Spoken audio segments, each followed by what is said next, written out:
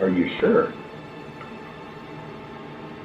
I just rang your doorbell because I have a couple questions for you. Are you sure?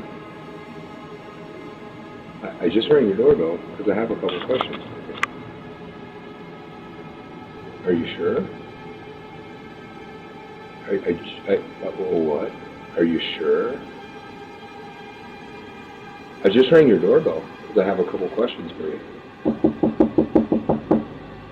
Are you sure? Are you positive? Are you sure? I just have a couple questions for you. Are you sure?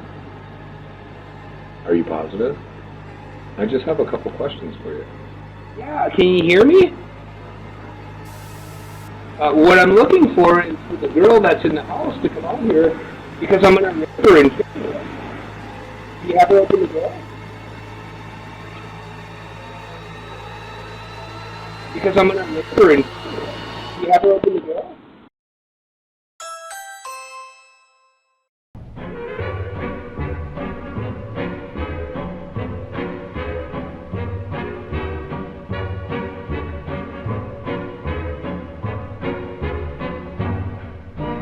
Who's afraid of the big bad wolf? Big bad wolf, big bad wolf. Who's afraid of the big bad wolf? Fa la la la la.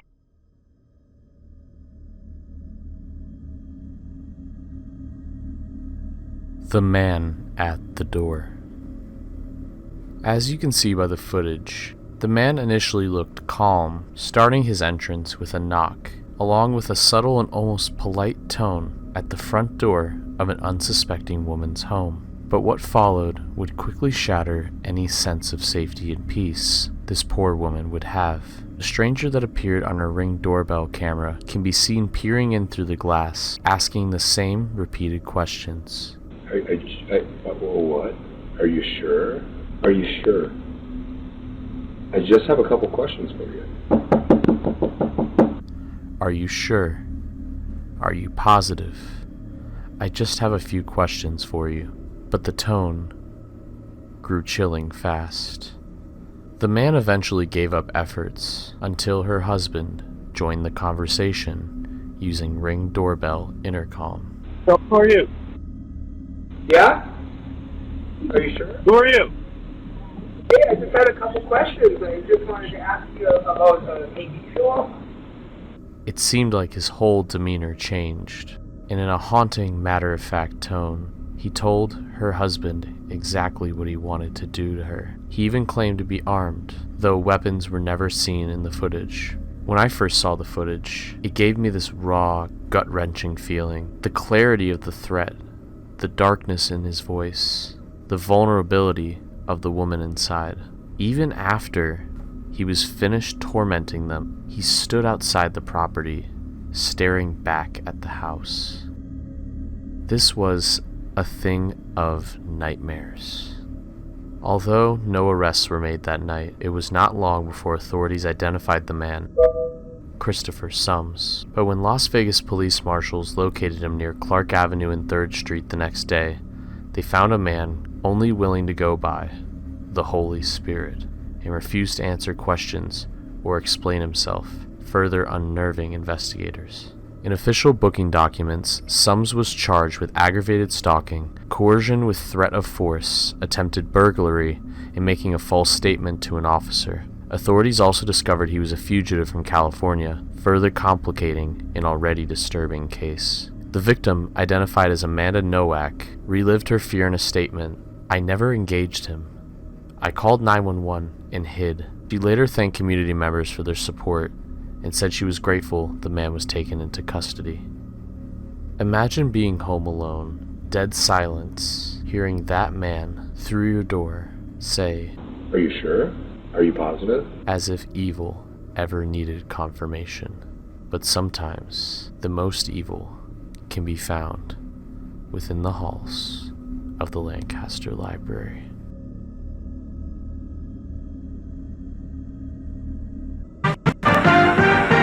Andrew McCarthy is interested in more than just a good... The whole project will collapse. The conspiracy man named James U. A man living a solitary life in Arlington, Virginia. To most of his neighbors, he was a quiet, reserved individual who kept to himself and rarely interacted beyond polite nods. His home sat unassumingly on a peaceful suburban street, blending into the fabric of an otherwise calm neighborhood. But beneath that exterior, U's life was far from ordinary. Over the years, he had become consumed by conspiracy theories, his worldview shaped by fear and suspicion. These beliefs isolated him from the community, and his mental health began to decline. People close to U noticed a change. Once social and somewhat engaged, he retreated behind closed doors, and his erratic behavior grew more frequent. He spoke of government plots, surveillance, and secret agencies out to get him. These were not just passing ideas, but a consuming obsession that colored every aspect of his life. His paranoia and anxiety spiraled, culminating in episodes where he barricaded himself in his home, refusing all contact and appearing visibly distressed. Neighbors recounted instances where U's suspicions spilled into the open. He accused those around him of spying and conspiring against him as he grew more defensive and more volatile. His beliefs weren't isolated to casual conversation, but extended well into the digital world, where he posted extensively about his theories online. The combination of conspiracy-driven fears and untreated mental health problems deepened his isolation. Rather than seeking help, U seemed to retreat further into the dark mindset that left him vulnerable and practically unapproachable. Authorities have been aware of this escalating situation for some time. Reports have been made concerning U's behavior, but intervention was complicated by the complexities of mental illness and individual rights. He had not yet posed a clear and present danger to himself or others until the day that changed everything. The neighborhood was on edge, uncertain of what was coming, but as the day would go on, small but worrying signs began to emerge. On the morning of May 17th, 2023, neighbors noticed unusual activity at U's home. The atmosphere was tense, as people recalled hearing strange noises, including popping sounds and hissing. Most alarming was the sight of U firing a flare gun from his property, an act that startled and alarmed the quiet neighborhood. It was a dramatic escalation that prompted immediate concern. Law enforcement responded swiftly, arriving at the scene and executing a search warrant to investigate the situation. Given all of U's conspiracy theories that he wholeheartedly believed to be true, this search warrant all but enforced his delusions. They truly were trying to come into his home, and they were truly after him. If there was any lingering doubt, this all but confirmed his theories to be true. As the officers tried to make contact with U, who remained barricaded inside his home, the standoff was becoming tense, fraught with uncertainty, as authorities tried to negotiate and assess the risk. Behind the walls of the house, U's paranoia and distress began to intensify, creating a situation with an unbearably catastrophic outcome. James, stay away from your front door. Stay away from your front door, James.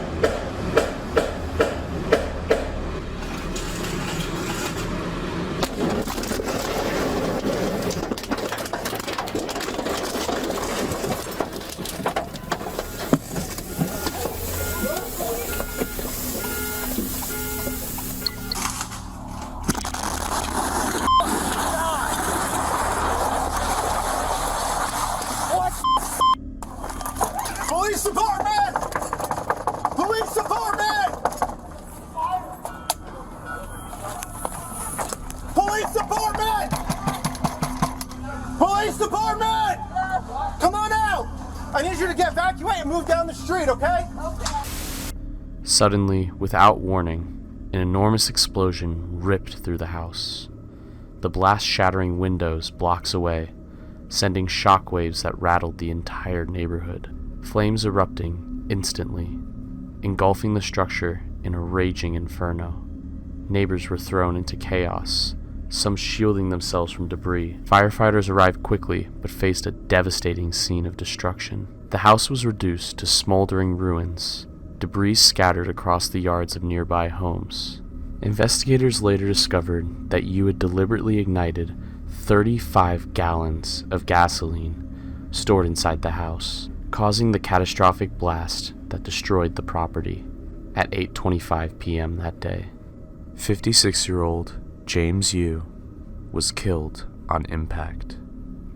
In total, 3 officers were injured, but their injuries, thankfully, were not fatal. And to this day, a motive has never been established. Motive or not, the story of James Yu will be stored in the halls of the Lancaster Library. Bet there's nothing left to do. Everybody stick around. The Blackbeard's Revenge Incident. They say there's a moment right between adolescence and adulthood where you feel invincible, where the world still belongs to you, where nothing is permanent, not pain, not fear, not consequence. For Cameron Robbins, that moment came just days after graduating from University High School in Baton Rouge, Louisiana. It was the tail end of May 2023. The weather was warm, the Gulf's waters were calm, and the promise of summer hung thick in the air. For Cameron, the plan was simple: a senior trip with friends to the Bahamas, a celebration of things ending and new things beginning. One last hurrah before life became serious. Cameron had a tight group of friends, a proud family, and a future ahead of him. His classmates described him as quick-witted, confident, and charismatic, someone who didn't seek attention, but got it anyway. On May 24th, 2023, he boarded a sunset party cruise. The boat was called Blackbeard's Revenge, a tall ship turned tourist attraction, outfitted for young people, rum drinks, and music that could drown out the loud sounds of the crashing waves. No one on the ship that night could know that by the end of the night, Cameron Robbins would never be seen again.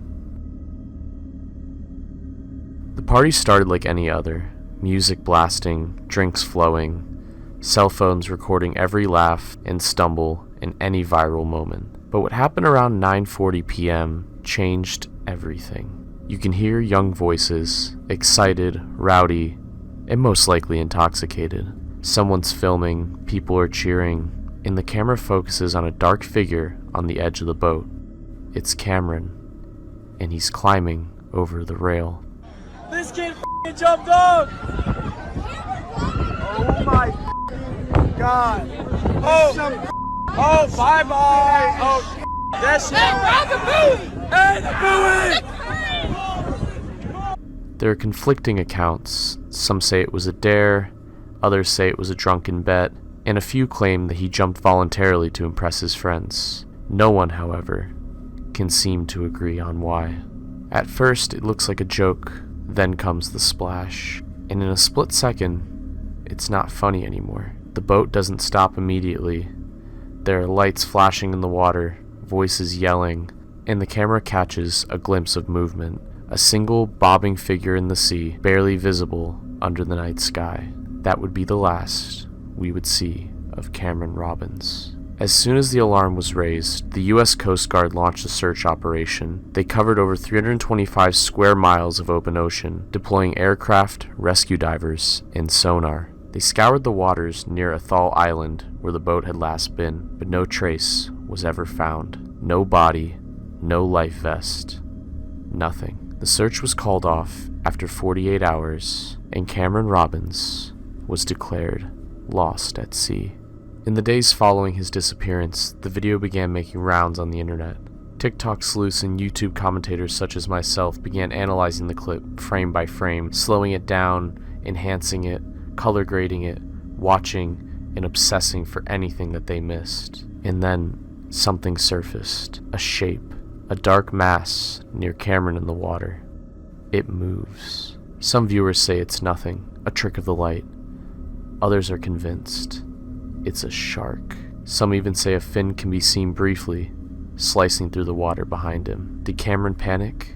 Did something pull him under? Officially, there is no confirmation.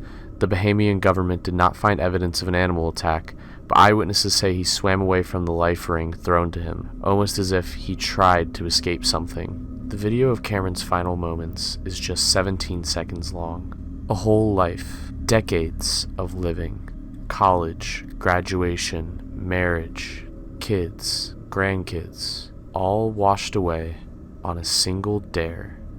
I believe the eeriest thing about this clip is one of the last voices you hear on the tape, which very well might have been one of the last things that Cameron Robbins ever heard. Bye-bye!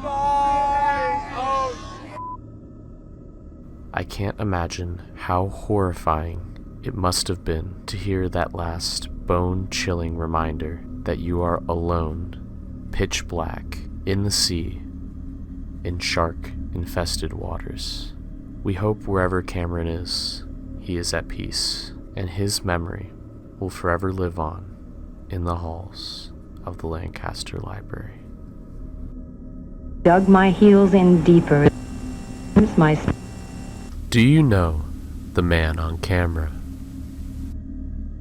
On the evening of August 17th, 2017, 32-year-old 𝐿𝐿 van Nguyen drove his white Nissan 350Z convertible along State Highway 161 near Lower Tarrant Road in Grand Prairie, Texas. An evening that began with an ordinary routine would soon, as you may have guessed already, take an enigmatic and unnerving turn.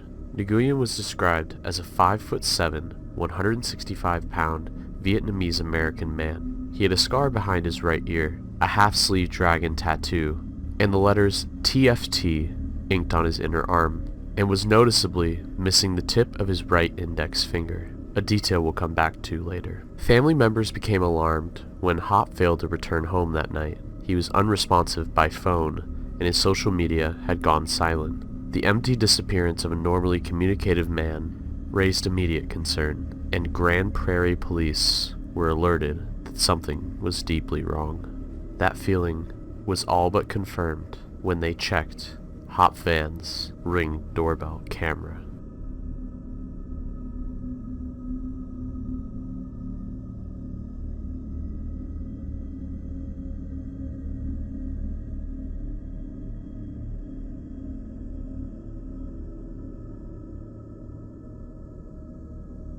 The video captures a shadowy figure approaching the house, backing up into view, and deliberately covering the camera lens with paper, an unnervingly deliberate act. Suddenly, the door opened from within, as if the intruder had access. Break-ins usually take much longer. It's believed the intruder might have had keys, a code, or knowledge of the home's layout. The clip ends as the door opens, leaving investigators suspended in dread. Had 𝐿𝐿 let someone in, or had a well-prepared stranger gained access to the man's home? The significance of this footage cannot be overstated. It throws out the possibility that 𝐿𝐿 vanished while alone in his car, or ran away on his own. His family believes, and fears, that he was abducted or harmed in the house moments after the Ring doorbell footage stops playing.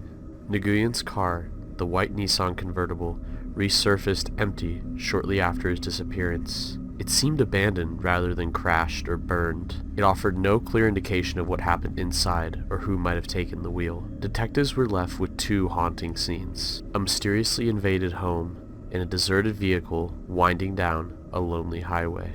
But the house was left mostly intact.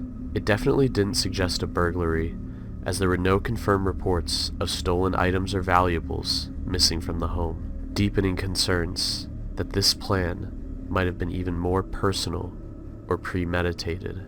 There are several theories swirling around the internet that perhaps a friend, acquaintance, or roommate with access to his home entered, which could explain the smooth entry. Another possibility is that 𝐿𝐿's tattoos, the dragon sleeve, and the TFT letters, and missing fingertip we brought earlier, could have various links to regional Vietnamese gangs. Reddit sleuths pointed out that half-sleeve dragon tattoos are not uncommon in some Asian criminal subcultures, and TFT could be an acronym tied to a gang. If the intruder had gang connections, the abduction may have been more calculated. It would also explain the ease of access, if 𝐿𝐿 either knew he was coming over, or was close enough with someone in the gang to grant them access. Another weird but yet disturbing theory is that the man in the video is 𝐻𝐿 himself, that he faked his own abduction, and that his vehicle abandoned is to mislead investigators. But his loved ones strongly deny this claim, that this was not something that 𝐻𝐿 would ever do. He also left no clues on where he would plan to vanish, making this theory the less credible of the bunch. Whoever this person was made a methodical entrance, confident and practiced, and all too familiar, showed no signs of forced entry, implying that he had access, had a clean exit of his car, and 𝐒𝐿𝐴𝐿's body markers, such as his tattoos and partially missing finger, could suggest that he had a darker past than he was willing to admit to the public. 𝐻𝐿 fan 𝐒𝐿𝐴𝐿 is still listed as a missing person to this very day, nearly 8 years since he was last seen. If you have any information in regards to 𝐻𝐿 fan's whereabouts or the identity of the man on camera, you are encouraged to come forward to the GPPD immediately. Attached on screen now is the relevant case number, as well as the anonymous and non-anonymous tip lines. There is a lingering hope that one day we can look back on this episode and find that this mystery has been solved. But until then, 𝐻𝐿 fan's story will remain unfinished and unresolved in the halls of the Lancaster Library.